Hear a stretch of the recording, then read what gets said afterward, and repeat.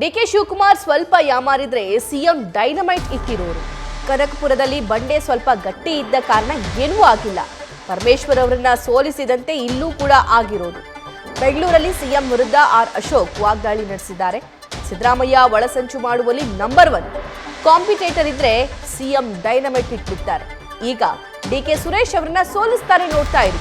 ಬೆಂಗಳೂರಲ್ಲಿ ವಿಪಕ್ಷ ನಾಯಕ ಆರ್ ಅಶೋಕ್ ಅವರ ಸ್ಟೇಟ್ಮೆಂಟ್ ಇದು.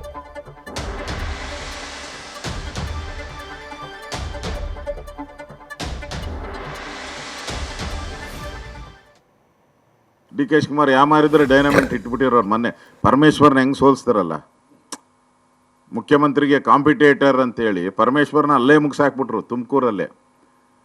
ಇಲ್ಲಿ ಕನಕಪುರದಲ್ಲಿ ಇಟ್ಟರು, ಆದರೆ ಬಂಡೆ ಸ್ವಲ್ಪ ಟೈಟಾಗಿ ಬಂಡೆ ಥರ ನಿಂತ್ಕೊಂಡಿದ್ದಕ್ಕೋಸ್ಕರ ಗೆದ್ದು ಬಂದರು. ಇಲ್ಲಾಂದ್ರೆ ಬಂಡೆ ಕತೆ ಚೂರೇ ಡಮಾರ್ ಅನ್ಸ್ಬಿಟ್ಟಿರೋರು. ಪ್ರಶ್ನೆನೇ ಇಲ್ಲ. ಸಿದ್ದರಾಮಯ್ಯನವ್ರಿಗೆ ಒಳಸಂಚು ಮಾಡೋದ್ರಲ್ಲಿ ನಂಬರ್ 1. ಯಾರ್ಯಾರಿಗೆ ಬೇಕೋ ಅವ್ರು ಡೈನಮೈಟ್ ಇಡ್ತಾರೆ.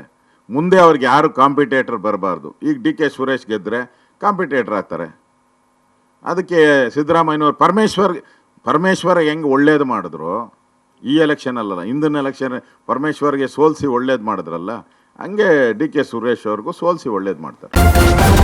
ನ್ಯೂಸ್ ಫಸ್ಟ್ ನಿರ್ಭೀತಿಯಿಂದ ನಿಮ್ಮ ಪರವಾಗಿ.